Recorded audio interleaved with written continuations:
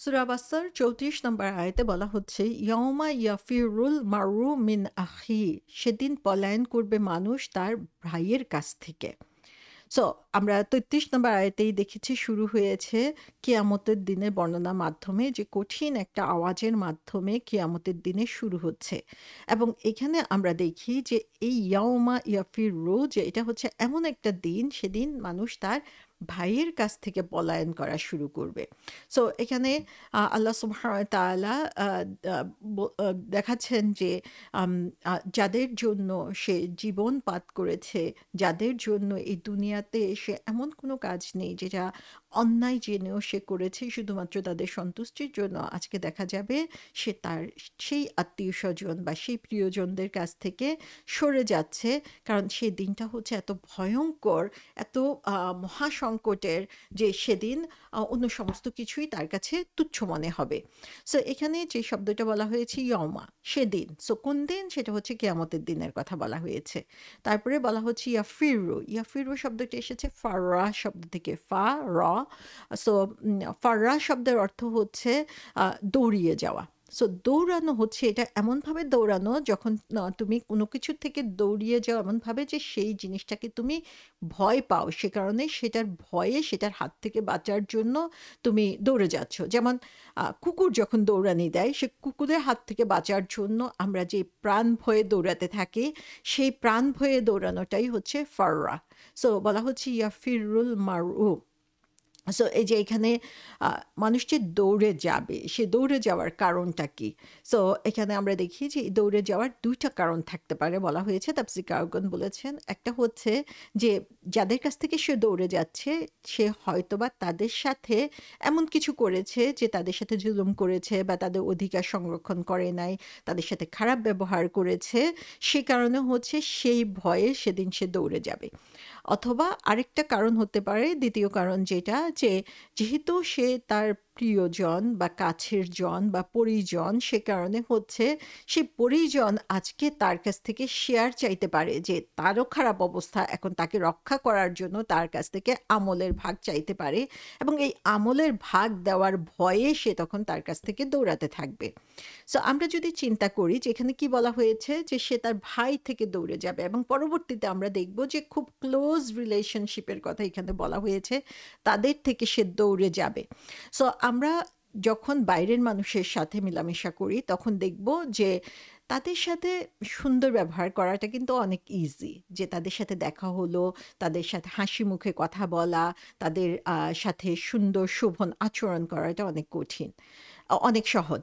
কিন্তু কঠিন হলো কোনটা? কঠিন হলো যখন আমি নিজের ফ্যামিলি মেম্বারের সাথে আচরণ করি। সবচেয়ে কাছের মানুষের সাথে আমার আচরণগুলা হয়ে যায় সবচেয়ে বেশি কর্কশ। আমাদের ভাই-বোনের সাথে, বাবা-মার সাথে, হাসব্যান্ড-ওয়াইফের সাথে, ছেলে-মেয়ের সাথে। সো একদম কাছের যারা, তারা আসলে আমার মূল নেচারটা কেমন সেটা সম্পর্কে তারা খুব ভালোভাবে জানে। তো দেখা যায় যে বাইরের মানুষের সাথে হয়তোবা কখনোই আমি কোনো খারাপ ব্যবহার করি না। কিন্তু ঘরের মানুষের সাথে প্রতিনিয়ত সেই খারাপ ব্যবহার করা হয়। তো সে কারণেই ১ম কারণ হিসাবে বলা হয়েছে যে, যেহেতু ঘরের মানুষের সাথেই হচ্ছে প্রতিনিয়ত মানুষের ঝগড়া লাগে, তর্ক-বিতর্ক হয়, তার সাথে রুড হওয়া, তার সাথে খারাপ ব্যবহার করাটা খুব সহজ। সে কারণেই হচ্ছে সেই কাছের মানুষগুলোর কথা এখানে বলা হয়েছে। কারণ আজকে হচ্ছে প্রতিদানের দিন। আমি যা অন্যায় করেছি তাদের সাথে, সেটার ফলাফল আজকে দেওয়া হবে এবং সেটা প্রতিদান হিসেবে দেওয়া হবে। আমরা জানি যে আমরা যদি আল্লাহর কাছে ক্ষমা চাই, যে গুনাহগুলো আমরা করি, সেই গুনাহগুলোর জন্য আল্লাহ আমাদেরকে ক্ষমা করে দিতে পারেন। কিন্তু মানুষের সাথে যে অন্যায় আচরণগুলো আমরা করি এবং সবচেয়ে বেশি গুরুত্বপূর্ণ যেটা যে আমার কাছের মানুষদের সাথে আমি যে আচরণগুলো করি, খারাপ আচরণ করি, যতক্ষণ পর্যন্ত না আমি তাদের কাছ থেকে মাফ চাই ততক্ষণ পর্যন্ত সেখানে আমাদের কোনো ক্ষমা নাই। ফার্স্টে আমাকে বান্দার যে ক্ষমা সেটা অর্জন করতে হবে। তারপরে আমি আল্লাহর ক্ষমা পাবো। সো এখানে সেই কঠিন জিনিসটা এখানে তুলে ধরা হয়েছে যে কেয়ামতের দিনে আমরা সেই কঠিন পরিস্থিতিতে পড়ব যেখানে হচ্ছে হচ্ছে মানুষ এত ভীত হয়ে পড়বে যে সে ভীত হবে তার নিজের ভাইয়ের ব্যাপারে। কারণ হচ্ছে আমরা চিন্তা করি যে যখন হচ্ছে আমরা কোনো বিপদে পড়ি দুনিয়াতে তখন কি হয়? যে তখন আমরা আমাদের প্রিয়জনদের কাছে দৌড়ে যাই। একটা ছোট একটা বাচ্চা যখন সে হচ্ছে ভয় পাবে তখন কার কাছে যাবে? বাপ-মার কাছে যাবে সে আশ্রয় নেওয়ার জন্য। আমার যখন চারদিকে বিপদ আমি দেখব, আমার ভাইয়ের কাছে, আমার বোনের কাছে আমি ছুটে যাব। আমার হাসব্যান্ড অথবা ওয়াইফের কাছে আমি ছুটে যাব।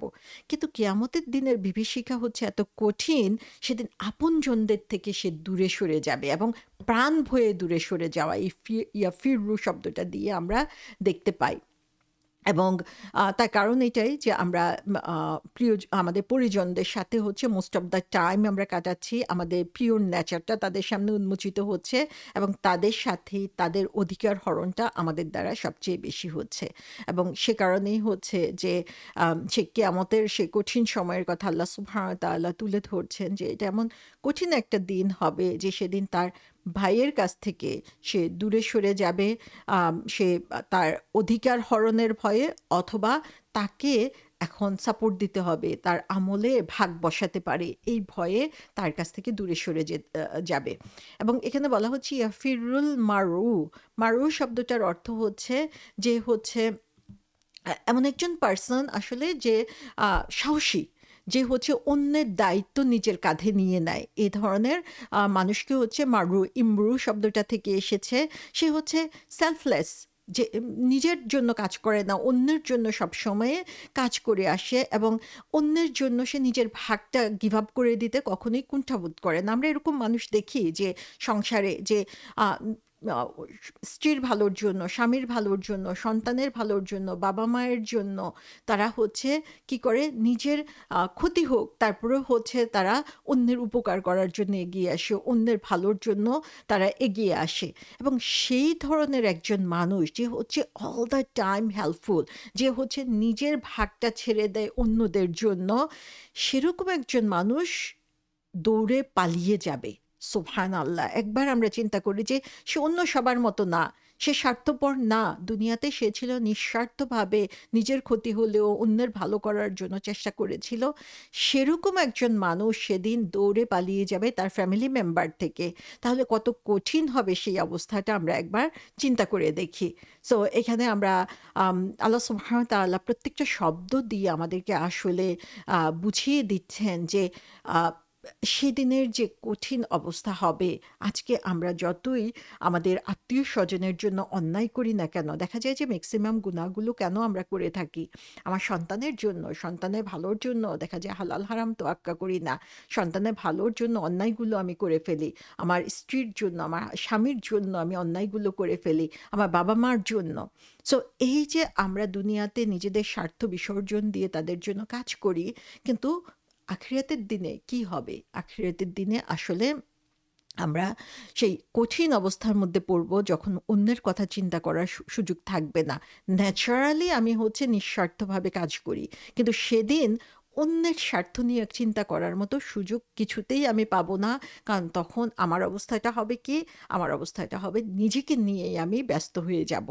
এ ব্যাপারে দীর্ঘ একটা হাদিস রয়েছে যে কিয়ামতের দিনে কঠিন বিভীষিকাময় অবস্থা হবে সেটার বর্ণনাটা পাওয়া যায় এই হাদিসে, যেখানে হচ্ছে আ তিরমিজি শরীফের হাদিস বলা হয়েছে যে আ রাসূল সাল্লাল্লাহু আলাইহি সাল্লাম হচ্ছে একদিন বসেছিলেন এবং তার সামনে হচ্ছে আম আ মাংস উপস্থাপন করা হলো খাবার জন্য এবং তিনি এই মাংসটা খুব পছন্দ করতেন। সো সেখানে তখন রাসূল সাল্লাল্লাহু আলাইহি সাল্লাম বলতে লাগলেন যে কিয়ামতের দিনে আমি হচ্ছে মানুষের লিডার হব। এবং তোমরা কি জানো কেন সেটা? সেদিন হচ্ছে আল্লাহ সমস্ত মানুষকে একত্র করবে। ১ম এবং শেষ। পৃথিবীর বুকে আ শুরু থেকে শেষ পর্যন্ত এমন কেউ থাকবে না যেদিন হচ্ছে সেদিন তাদেরকে উত্থাপিত হবে না, উত্থাপিত করা হবে না। যখনই সিংগায় ফুঁক দেওয়া হবে তারা সবাই উপরে উঠে আসবে। সবাইকে সেদিন দেখা যাবে। সূর্যটা হচ্ছে একদম কাছে চলে আসবে যে মানুষের এত নিকটে থাকবে যে সেটার উত্তাপে মানুষ মানুষ ঘামতে থাকবে। মানুষ সেদিন একদিকে হচ্ছে তার মানসিক অশান্তি, মানসিক একটা টেনশন, অস্থিরতা চলতে থাকবে যে তার ভাগ্যে কি আছে। অন্যদিকে হচ্ছে ফিজিক্যালি সে তখন ঘর্মাক্ত হতে থাকবে এবং আম শেষ পর্যন্ত এমন অবস্থা হবে যে দীর্ঘ একটা সময় তারা অপেক্ষা করতে থাকবে এবং সেই সময়টা হচ্ছে এমন একটা অবস্থায় আসবে যে মানুষের ধৈর্যের সীমা তারা অতিক্রম করে যাবে। আর তারা নিতে পারবে না এই কঠিন আ আ যেই টেনশন তাদেরকে উপরে তখন চলে আসবে। তখন আম আ তারা বলতে থাকবে যে, "তোমরা দেখতে পাচ্ছ না আমরা কোন অবস্থায় চলে এসেছি? তোমরা কেন এমন একজনকে খুঁজে বের করছো না যে আল্লাহর কাছে আমাদের জন্য সুপারিশ করবে?" তখন বলবে যে, "চলো আমরা আদম আলাইহিসসালামের কাছে যাই। যেহেতু তিনি আমাদের ফার্স্ট মানুষ। তিনি হচ্ছেন আল্লাহ সুবহানাহু ওয়া তাআলা নিজ হাতে তাকে তৈরি করেছেন। আল্লাহ সুবহানাহু ওয়া তাআলা তাকে জান্নাতে স্থান দিয়েছিলেন। সো তিনি তারা হচ্ছে সবাই হচ্ছে আদম আলাইহিসসালামের কাছে যাবে সুপারিশ করার জন্য। তখন আদম আলাইহিসসালাম বলবেন যে আ আ সুবহানাল্লাহ যে আম আ আমার রব আমার সাথে অনেক রেগে আছে, যে তিনিও হচ্ছে তখন অনেক চিন্তায় পড়ে গিয়েছেন যে কি হবে তার ভাগ্যে। কারণ তার আদম আলাইহিস সালাম বলবেন যে আমার আগে তিনি আর কারো উপরে এত অ্যাংরি হন নাই, রাগান্বিত হন নাই এবং এরপরেও কেউ কারো উপরে এত রাগান্বিত হন নাই। কারণ তিনি আমাকে একটা জিনিস নিষেধ করেছিলেন, আমি সেটাকে অমান্য করেছি। ইয়া নাফসি, ইয়া নাফসি, যে তিনি নিজের জন্য তখন কাঁদতে থাকবেন। তখন তারা নূহ আলাইহিস সালামের কাছে যাবে। তো সেইম জিনিস হবে। নূহ আলাইহিসসালাম নিজে তখন ভয়ে আতঙ্কিত হয়ে আছেন। তিনিও ইয়া নাফসি, ইয়া নাফসি করছেন। তখন ইব্রাহিম আলাইহিসসালামের কাছে যাবে। ইব্রাহিম আলাইহিসসালামও হচ্ছে নিজের ভয়ে তিনি ভীত হয়ে আছেন এবং তখন তারা হচ্ছে তাদেরকে তখন তিনিও ইয়া নাফসি করছেন এবং তাকে মুসা আলাইহিসসালামের কাছে যেতে বলবে। মুসা আলাইহিসসালাম তার নিজে কি অন্যায় করেছেন সেটা নিয়ে তিনি তখন চিন্তিত থাকবেন, ভয়ে আতঙ্কিত অবস্থায়। তিনি বলবেন ঈসা আলাইহিসসালামের কাছে যেতে। এবং ঈসা আলাইহিসসালামও বলতে থাকবেন যে তিনিও ভয়ে আতঙ্কিত হয়ে আছেন, যে তিনি তখন তাদেরকে পাঠাবেন মুহাম্মদ সাল্লাল্লাহু আলাইহি ইসলামের কাছে। যখন তারা মুহাম্মদ সাল্লাল্লাহু আলাইহি ইসলামের কাছে যাবে এবং বলবে যে আপনি হচ্ছেন আল্লাহ মেসেঞ্জার এবং আপনিই হচ্ছেন শেষ নবী এবং আল্লাহ সুবহানাহু ওয়া তাআলা আপনার আগের পরের সমস্ত গুনাহ মাফ করে দিয়েছেন। আপনি আমাদের জন্য আল্লাহর কাছে সুপারিশ করেন। দেখেন না আমাদের কি অবস্থা, আজকে কি কঠিন অবস্থার মধ্যে আমরা এসেছি, আমরা আর নিতে পারছি না এই কষ্ট। তখন আর মুহাম্মদ সাল্লাল্লাহু আলাইহি সাল্লাম বলেন যে আ আমি আল্লাহ সুবহানাহু ওয়া তাআলার আরশের সামনে যেয়ে সিজদায় পড়ে যাব এবং আল্লাহ সুবহানাহু ওয়া তাআলা তখন আমাকে প্রশংসা করবেন এবং আমার ব্যাপারে হচ্ছে আম আ আম আ তিনি আমাকে হচ্ছে প্রশংসার বাণী এবং আল্লাহর গ্লোরিফিকেশন এর বাণী সেগুলো শিখিয়ে দিবেন এবং তিনি বলতে থাকবেন যে, "হে মুহাম্মদ তোমার মাথা উঠাও।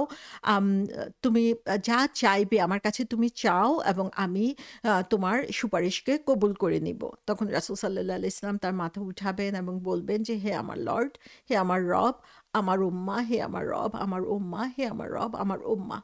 রাসূল সাল্লাল্লাহু আলাইহি ওয়াসাল্লাম আমাদের জন্য আল্লাহ সুবহানাহু ওয়া তাআলার কাছে সেদিন সুপারিশ করবেন এবং তিনি বলবেন যে, "হে মুহাম্মদ, যারা হচ্ছে তোমার উম্মার মধ্যে যারা আম উম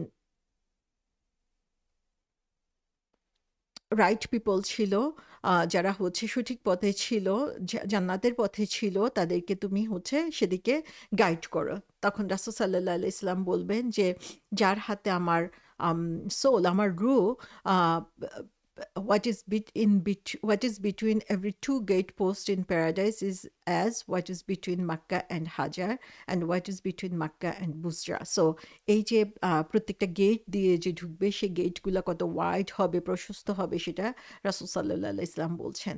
সো এখানে আমরা দেখি যে রাসূল সাল্লাল্লাহু আলাইহি ওয়াসাল্লাম আমাদের জন্য এখানে সুপারিশ করবেন। কিন্তু আদম আলাইহিস সালাম থেকে শুরু করে প্রত্যেক নবী রাসূল সেদিন নিজের ভয়ে আতঙ্কিত হয়ে থাকবেন।